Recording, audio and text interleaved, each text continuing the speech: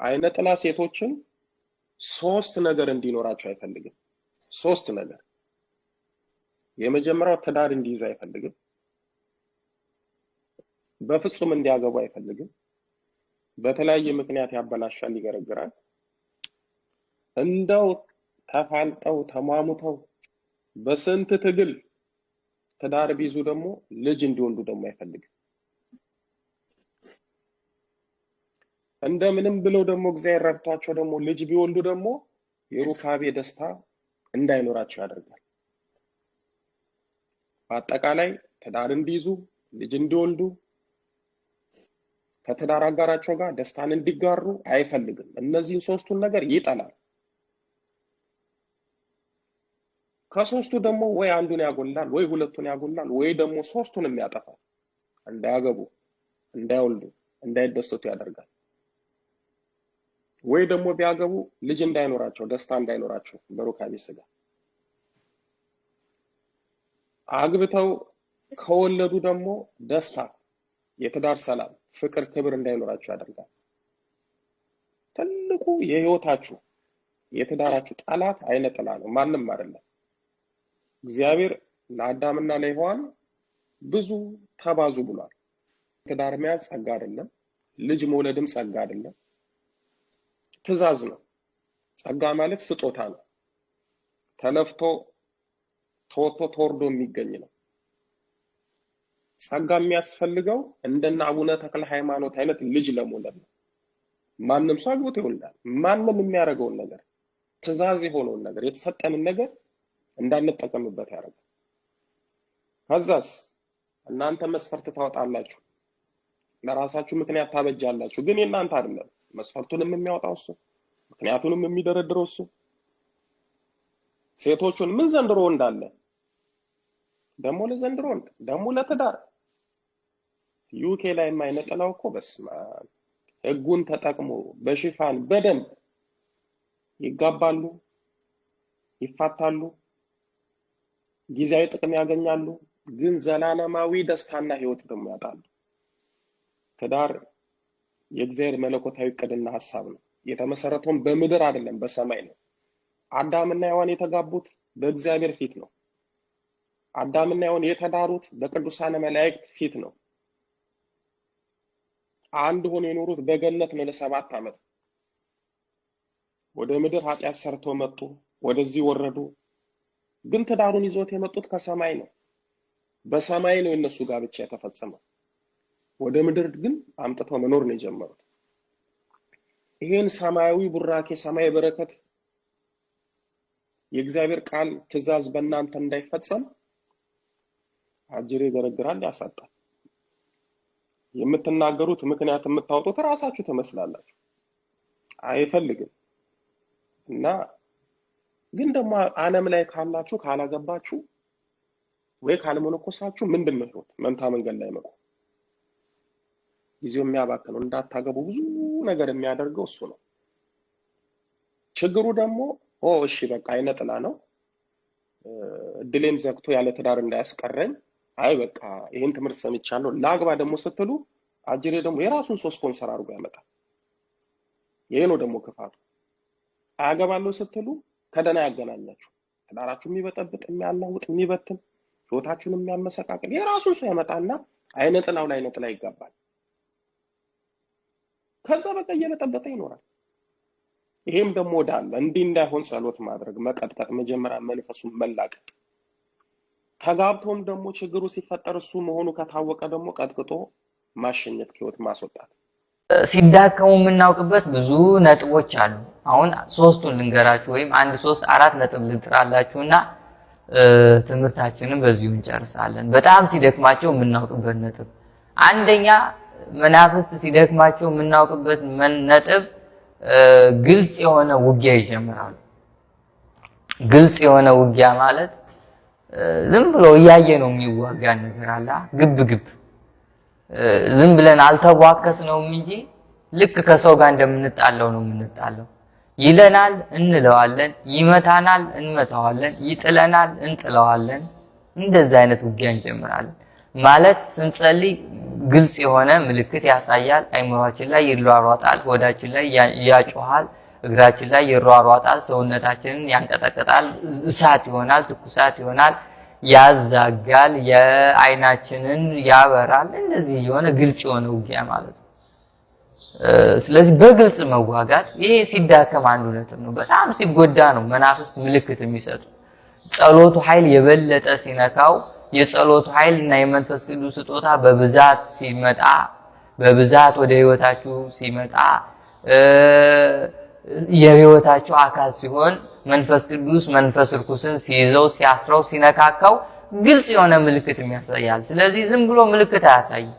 ሰዎች ብዙ ጊዜ ጸልየው ምልክት የማያዩበት መንገድ አለ። ይሄ የሚሆነው አንደኛ ልብ ያልተከፈተም ይሆናል፣ ወይ በተመስጦ መጸለይ አቅቷቸው ይሆናል፣ ወይ ከእግዚአብሔርን የሚያዩበት መንፈሳዊ አይን ተዘግቶ ይሆናል። ብቻ የሆነ ስህተት ኑሮ ነው እንጂ በንጽህና ንስሐ ገብተን ከተዋጋ ነው ብዙም ሳይቆይ ምልክት ያሳያል። ምልክት የሚያሳየው ግን ሲዳከም ነው ማለት ነው። ስለዚህ በጣም ሲደክመው የምናውቀው ምልክት ያሳያል። ምልክቱ ደግሞ ግልጽ ነው። አይምሮ ላይ መንቀሳቀስ፣ ጆሮህን ጭው ማድረግ፣ ልብህን ላይ መንቀሳቀስ፣ ሰውነትህ እንደ ሰዓት መሆን፣ አንደበትህን ማዛጋት፣ አይንህን ፍዝዝ ማድረግ፣ ከእግርህ መንቀሳቀስ እንዲንቀጠቀጥ ማድረግ፣ ሆድህን እንዲጮህ ማድረግ፣ ለሽንት ቤት የሚጋብዙና ወደ ሽንት ቤት የሚወስዱ ነገሮች በጸሎት ሰዓት ማምጣት፣ ህልመ ሌሊት በተደጋጋሚ መምታት፣ ይሄ ውጊያው አንድ ክፍል ነው እና የመጀመሪያው ሲዳከም የምናቅበት መንገድ አንደኛው ነጥብ ግልጽ የሆነ ውጊያ ውስጥ መግባት ነው። በላ ማለት ነው። ይልሃል፣ ትለዋለህ፣ ትጥለዋለህ፣ ይጥልሃል፣ ታሸንፈዋለህ፣ ያሸንፋል። አንድ ቀን ታሸንፋለህ፣ በሌላው ቀን ታሸንፈዋለህ። አመር ታረጋዋል የሆነ ጊዜ ደግሞ አንተን ዱቄት ያደርጋል። እንደዚህ አይነት ውጊያ ውስጥ ትገባላችሁ ማለት ነው። ሌላው ሁለተኛ ነጥብ በጣም ሲዳከም በአካል ታዩታላችሁ። በህልም በራእይ ተኝታችሁ በጣም ሲደክመው አይናችሁ ላይ ውልብ ይልባችኋል። እንደዚህ ዝም ብሎ ልፍ ይላል። በጣም ሲደክመው ሌሊት ቁጭ ብሎ ታዩታላችሁ። ቀንድ አብቅሎ አይኑን አጉረጥርጦ ጭራ ይዞ ጥፍሩ ረጃጅም ሆኖ እንደዚህ ታዩታላችሁ። ቁጭ ብሎ ወይም ሲሄድ ታዩታላችሁ። እንግዲህ እንደዚህ ምናምን ብሎ ይሄዳል።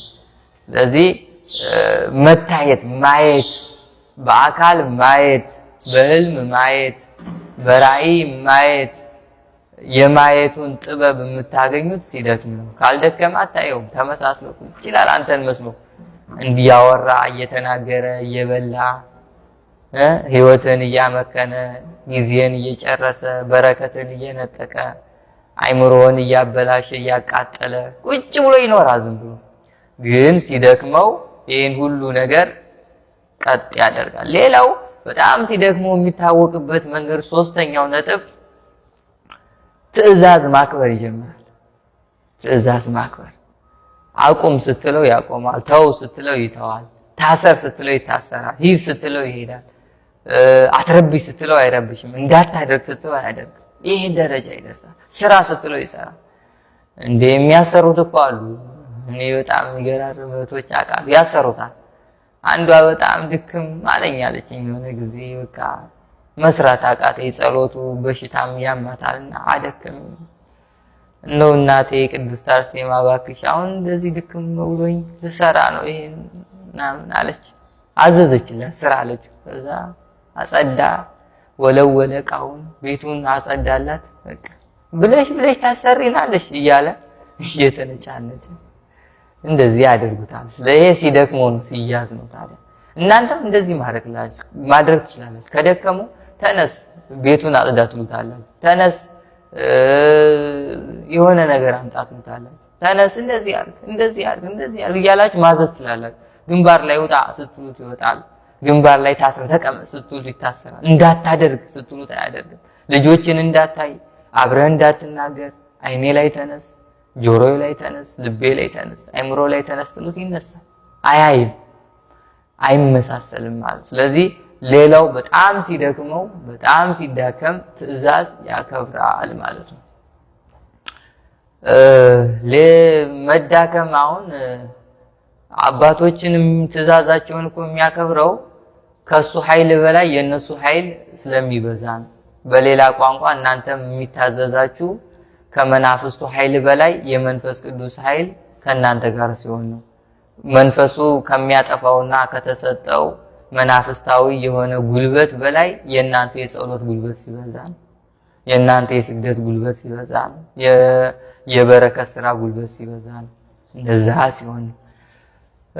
ሌላው አራተኛው ነጥብ በጣም ሲዳከም መለያየት ነው። መለያየት ማለት እናንተ ሌላ እሱ ሌላ ይሆናል።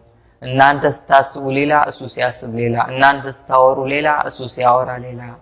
የእናንተ አካል ለብቻ ያወራል፣ የእሱ አካል ለብቻ ያወራል። እናንተ ለብቻ ታስባላችሁ፣ እሱ ለብቻ ያስባል። እናንተ ለብቻ ስራችሁን ሰራላችሁ፣ እሱም ለብቻው። እንደዛ ለመለያየት ድሮ ተመሳስሏል የሚያጠፋው አሁን ልዩነት ይመጣ ሲደርስ። ስለዚህ እነዚህ አራት ነጥቦችን ስናይ በጣም ስለደከመው በዚህ ሰዓት ከኛ በጸሎት በአምልኮት በመንፈሳዊ ሕይወት ትንሽ ከፍ ያለ የመንፈስ ቅዱስ ኃይል ያለባቸው አገልጋዮች ጋር ሄደን ሸኙልኝ ብትሉት ይሄዳል። ካህናት ጋር ሄደን ጸሎት አድርጋችሁ አውጡልኝ ብትላችሁ ውጣ ሲሉት ይወጣል። ምንም አቅም የለውም፣ ደክሟል ነው። እንደዚህ በውዴታ ፈልጎ ተቀጥቅጦ ተገዝቶ ታዞ በጸሎት አሸንፋችሁት የጸሎታችሁ ኃይል ከሱ ኃይል በላይ ሆኖ ስታዙት ውጣ ስትሉት ይወጣል፣ ሂድ ስትሉት ይሄዳል፣ አቁም ስትሉት ያቆማል፣ ስራ ስትሉት ይሰራል። እንደዚህ ነው መናፍስት የሚወጡት በውዴታ ማለት ነው። ፈቅደው ፈልገው ደክሟቸው ነው። በሌላ ቋንቋ ተቀጥቅጠው ተገዝተው አቅማቸውን አጥተው ጭቃ ሆነው ጭቃ ነው ጨርቅ ሆነው ማለት ጨርቅ እስከሚያደርግ ቀጠቀጠኝ ይላሉ። እንደዛ ቅጥቅጥ አድርጋችሁ ጸባይ ስታስገዟቸው ነው የሚወጡት ነው። እና መናፍስት ጋር ባለው ትግል መጀመሪያ ምልክት ማሳየት፣ ቀጥሎ መናፍስታዊ የሆኑ ማንነቱን መለየት ምን እንደሆነ ዛር፣ መተት አይነት ነው ጉዳ። አንዳንዴ ሲደግሙ ያወራል እኮ በጣም ሲዳከም ሌላው ባህሪው ይናገራል። በጣም የቀጠቀጣችሁ ምንድነው ካላችሁ በጆሮአችሁ ምንነቱ ይናገራል። መተት ነኝ፣ አይነ ጥላ ነኝ፣ ዛር ነኝ ብሎ ያወራል። ይሄ ሲደክሙ በደንብ በዱላ ቅጥቅጥ አድርጋችሁ ስታዳክሙ። ስለዚህ መለየት አንደኛ ምልክት ይሰጣችኋል፣ ሁለተኛ ምን እንደሆነ ትለያላችሁ። መንፈሱ ምን እንደሆነ ከለያችሁ በኋላ እየቀጠቀጣችሁ ማዘዝ፣ እንደዚህ አርግ፣ ታሰር፣ አቁም ስራን ምናምን፣ ምንድነህ፣ መቼ ነው የመጣው፣ ከየት ነው የመጣው እያላችሁ ከዛ መጨረሻ ላይ እነዚህ ነጥቦችና እነዚህ ደረጃዎችን ካሳያችሁ በጣም ስለደከመው ጎበዝ የሆኑ በጸሎት የበረቱ እህቶች ወንድሞች ካሏችሁ ከዛም በላይ አባቶች ካሉ ጸሎት አድርገው እንዲሸኙላችሁ ከህይወታችሁ እንዲያስወጡላችሁ መጠየቅ መማጸን ነው። እነሱ ያባሩታል በአንዴ ማለት። ግን ብዙ ጊዜ ኑሮ ዝም ብሎ በአንዴ ጸሎት አድርጎ ፈንዳ ውጣ የሚባል ነገር አይደለም። ለሱም ቤቱ ነው። እሱም ብዙ ዓመት የኖረበት ነው። ጥፋት ያስተማረበት ነው። አላማው ነው። እንዴት ነው አላማው? ሰው እኮ ሙት ብትለው የሚሞተው መጨረሻ አቅሙ ሲያጣ ነው እንጂ ላለመሞት እኮ በሕክምና የሚጨረጨር ሰው ነው። እንግዲህ ስጋ ነው። መንፈስ ሲሆን ደግሞ አስቡት። እንደዚህ ስለሆነ ክፉን ኃይል እየገሰጸልን ሰማያዊ ኃይሉን እያበዛልን መናፍስትን ደግሞ ኃይላቸውን እያጠፋልን ለርስቱ ለመንግስቱ ያብቃን። አሜን። ወስብሐት ለእግዚአብሔር።